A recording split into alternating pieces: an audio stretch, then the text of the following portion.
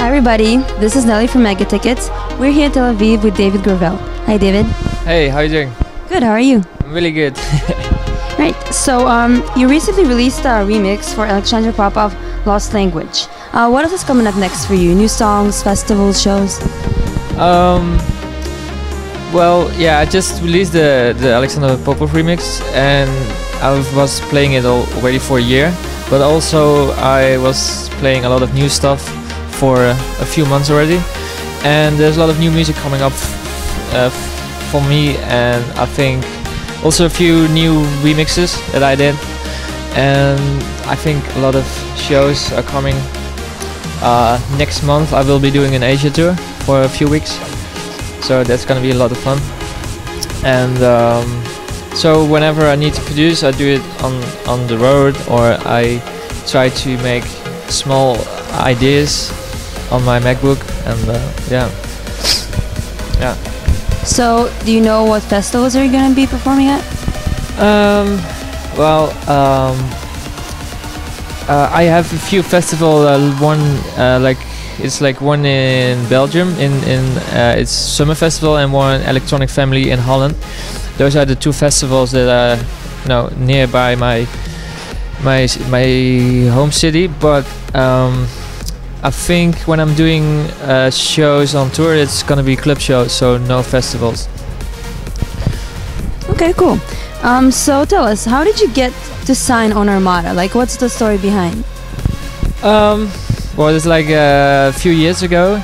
I think in the beginning I make the change to produce trance music, and I think it's already 2 years ago, and I became friends with W&W in the beginning, and I sent them new music, and not every song they were playing at festivals, but there was one track,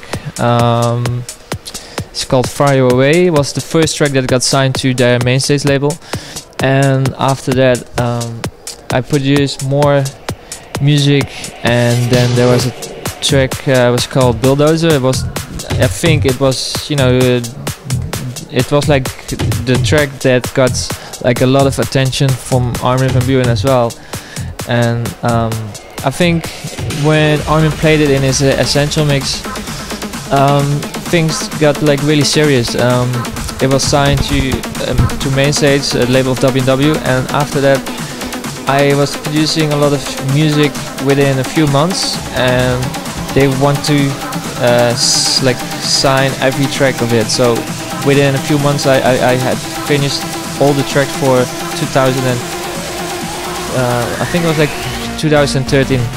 So it was like, for them it was like a good opportunity to sign me exclusive for Armada, not only for the label. After half a year I think I got signed to Armada Bookings to do all the shows, all the tours. So everything is within Armada, which I'm really happy with. So that's the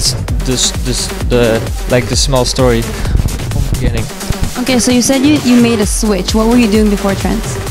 Before trance I was making house music, more kind of progressive techno-ish kind of music, and I was doing that for a few years, but I didn't saw like an opportunity for myself, and it wasn't working out as I wanted it. So I decided to do something new, and I think for me it was new, but I wanted to do something for the whole market in the trance scene, which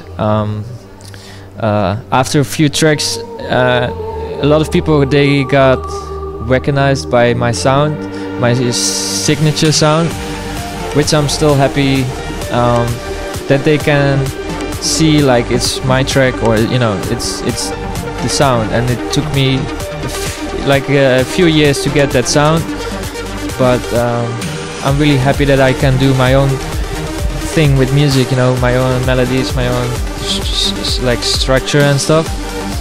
So yeah. So it's just something that I want to ask you also, like, what were you doing before you became a DJ, but a DJ in Armada? That, like, you were a DJ like before you became a DJ in Armada? You mean what? Sorry. Like, what was your occupation like before? before I got signed to Armada. Well, I was releasing music with all kinds of different labels, and it didn't had anything to do with trance. I became friends with a lot of like Dutch DJs from Holland.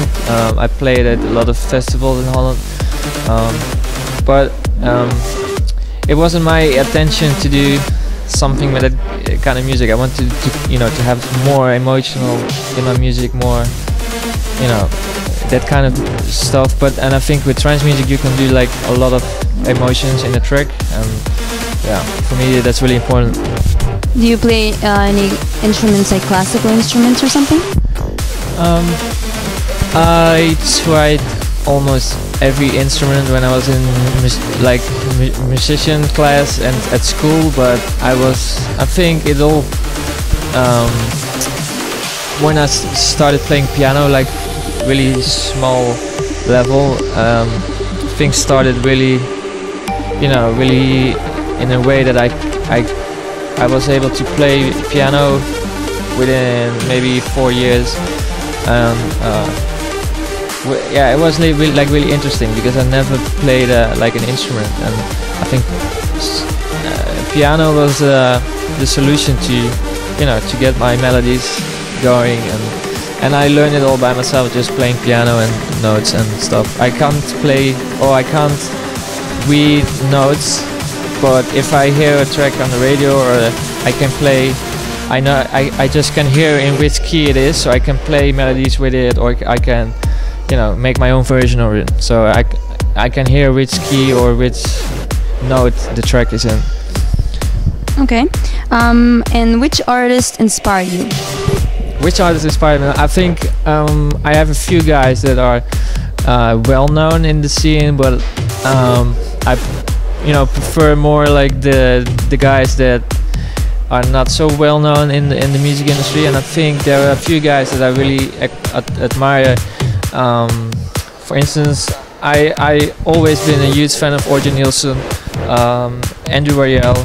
I think like I've been following Armin van Buuren like from the beginning, but there are a few guys that I just know them like half a year ago.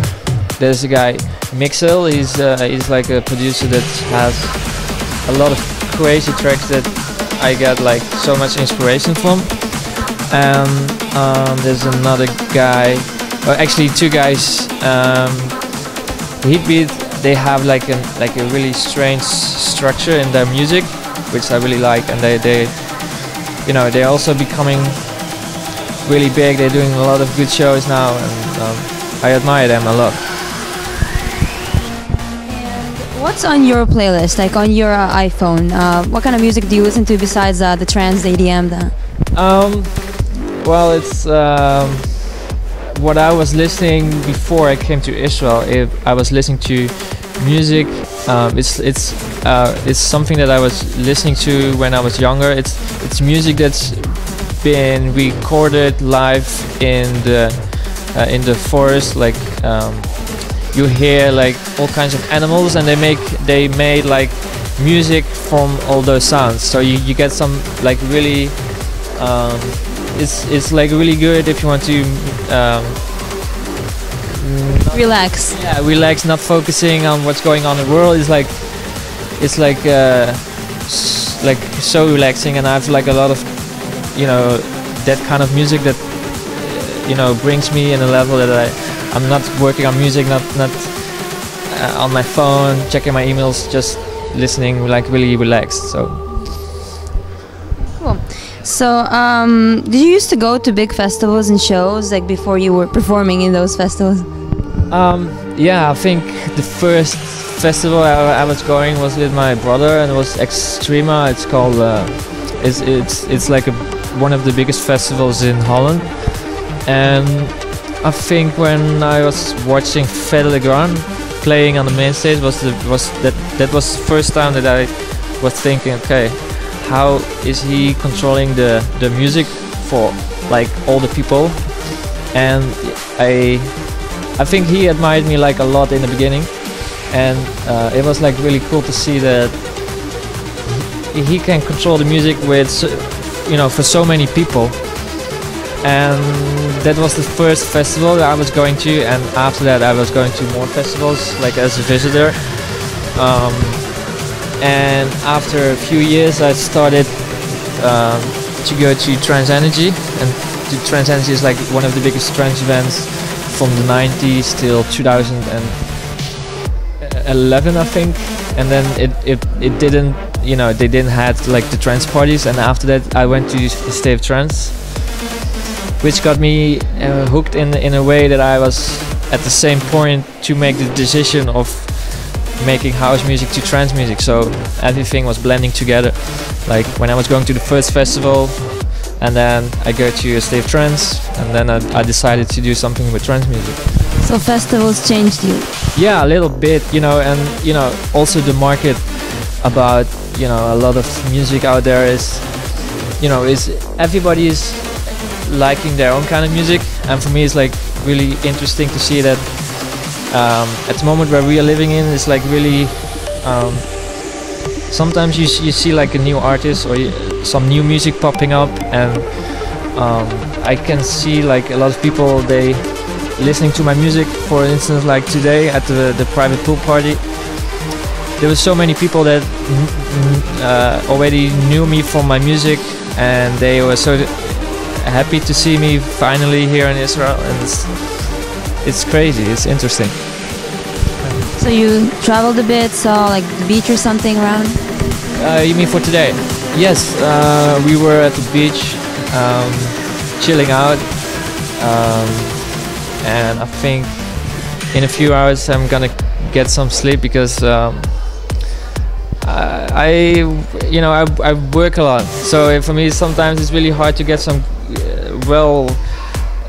like a really good sleep. But yeah, it was a beautiful day today.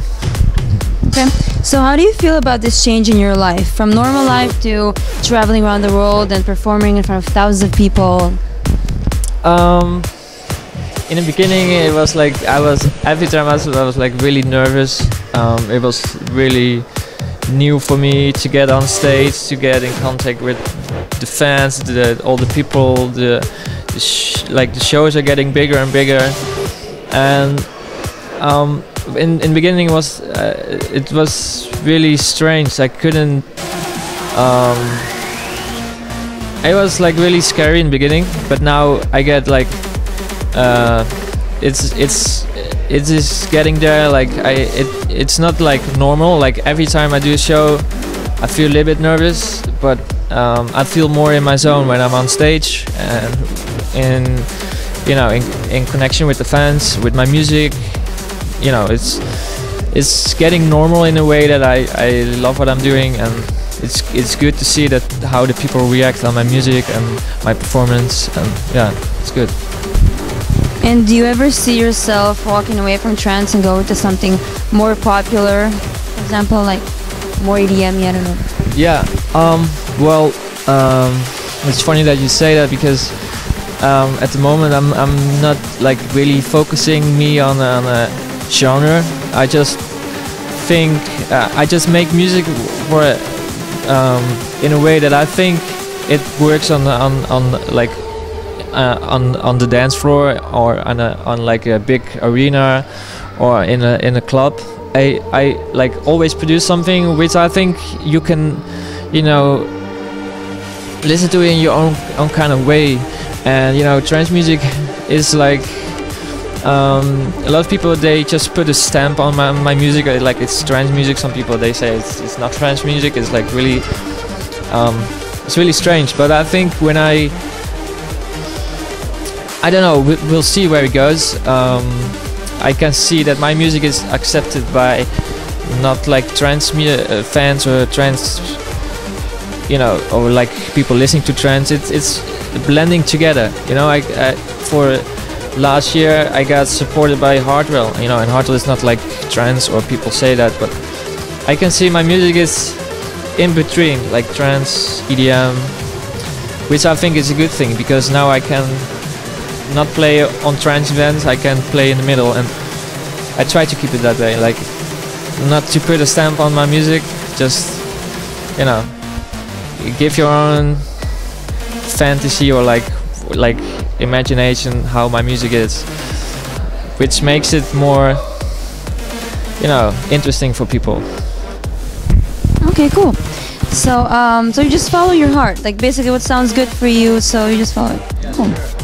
Yeah, and I think everyone should do that. If I would give anyone like a really good advice, like for producers and like beginners, or you know, try to not focusing on what's going on at the moment, not checking out the whole like beatport, you know, and just make something that it's really you. And I think don't be afraid to make music for yourself, like in the beginning, you know. And I think if you're gonna make music which comes from your heart, people will hear that, like they just feel it. And I think that's the connection with music and you know, fans and all kinds of different things, that I can see that like people are like really connected with the music if it comes from your heart.